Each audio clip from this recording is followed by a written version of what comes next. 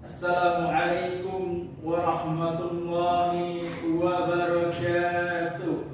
Waalaikumsalam warahmatullahi wabarakatuh.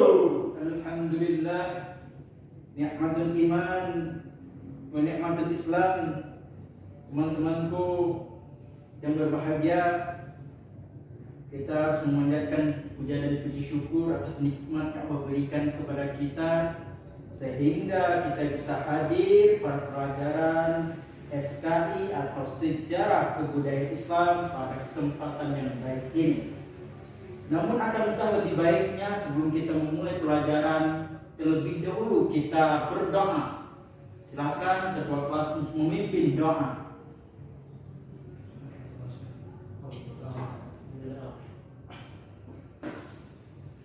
Teman-teman, sebelum belajar sebaiknya kita berdoa dimulai. Bismillahirrahmanirrahim. Rabbi shrah li sadri wa yassir li amri wahlul 'uqdatam min lisani yafqahu qawli walhamdulillahi rabbil alamin.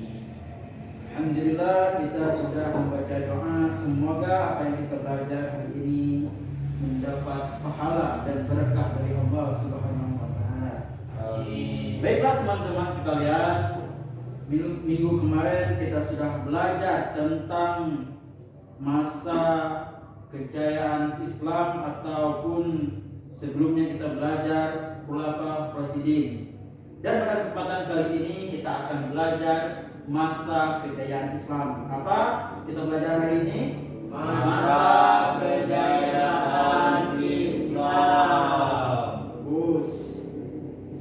Masa kejayaan Islam terjadi pada sekitar tahun 650 sampai 1250. Periode ini disebut periode klasik.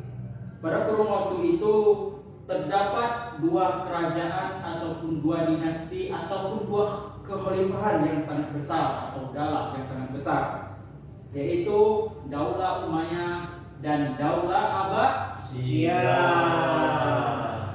Pada masa Bani Umayyah, perkembangan Islam ditandai dengan meluasnya wilayah kekuasaan Islam dan berdirinya bangunan-bangunan sebagai pusat dakwah Islam. Kemajuan Islam pada masa ini ataupun masa Bani Umayyah meliputi bidang politik, bidang keagamaan, bidang ekonomi, bidang ilmu bangunan seperti arsitek, sosial, militer, dan lain sebagainya. Sedangkan pada masa perkembangan Islam pada masa Bani Abbasiyah ataupun Daulah Abbasiyah ditandai dengan besarnya perkembangan ilmu pengetahuan. Kemajuan Islam pada masa ini meliputi ilmu pengetahuan, ekonomi, ilmu bangunan, sosial, militer, dan lain sebagainya. Banyak sekali pada masa ini bahwa kemajuan Islam. Tentunya dengan kemajuan Islam tersebut terjadinya faktor-faktor, tidak secara kebetulan, tidak secara instan, terjadinya sebab-sebab. Apa saja sebab dari kejayaan Islam pada masa itu? Yang pertama adalah konsisten dan istiqomah umat Islam kepada ajaran Islam. Yang kedua, ajaran Islam yang mendorongkan umat Islam untuk maju seperti yang terdapat dalam Al-Quran, Al-Hadis, dan lain sebagainya. Yang ketiga, Islam sebagai rahmat seluruh alam semesta. Yang keempat, Islam sebagai agama dakwah sekaligus keseimbangan dalam menghadapi kehidupan duniawi dan akhirat. Faktor eksternal Faktor eksternal antara lain terjadinya asimilasi ataupun yang bisa disebut gabungan ataupun pernikahan antara bangsa Arab dan bangsa lain. Yang kedua yaitu adanya gerakan terjemah. Pada masa periode klasik ini usaha penerjemah kitab-kitab banyak sekali sehingga membuat umat Islam menambah ilmu pengetahuan dan lain sebagainya. Namun selain faktor-faktor yang saya sebutkan tadi, terdapat faktor lain yang menjadikan umat Islam maju. Apa saja faktor itu? Yang pertama, melaksanakan ajaran Al-Quran secara maksimal, secara optimal, secara istiqomah dan lain sebagainya. Yang kedua, melaksanakan isi hadis sesuai dengan perintah Nabi Muhammad SAW yang menyuruh kita untuk terus-menerus melakukan ibadah, melakukan suatu amal-amal lain sebagainya. Yang ketiga, mengembangkan ilmu pengetahuan atau ilmu agama dengan istihad. Istihad yaitu dengan pengetahuan umum, dengan mempelajari ilmu filsafat Yunani dan lain sebagainya. Yang keempat yaitu ulama berdirinya sendiri menolak untuk menjadi pegawai pemerintah. Teman-teman sekalian, pada masa kejayaan Islam ini terdapat tokoh-tokoh yang sangat berperan penting dalam ilmu pengetahuan.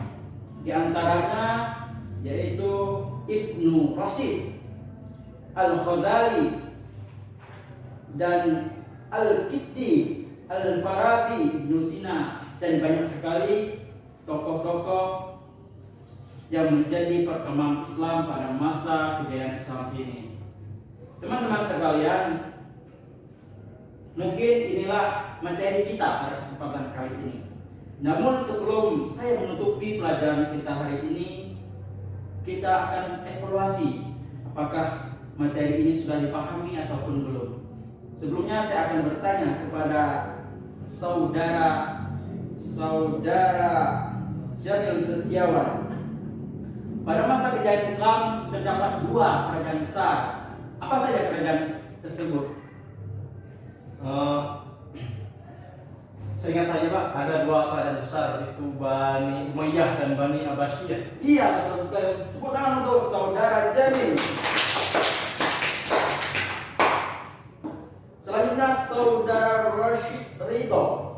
Apa saja perkembangan pada masa Bani Umayyah? Seperti sebutkan.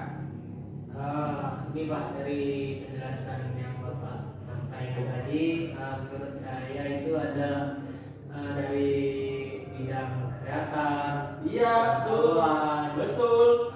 sosial, Iya. militer dan lain sebagainya. Ya, tepuk tangan untuk saudara Jamil.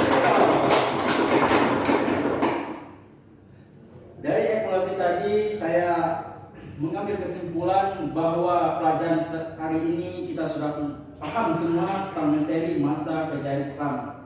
Semoga apa yang kita pelajari dapat tertanam dalam hati kita, dapat kita amalkan dalam perbuatan kita sehari-hari.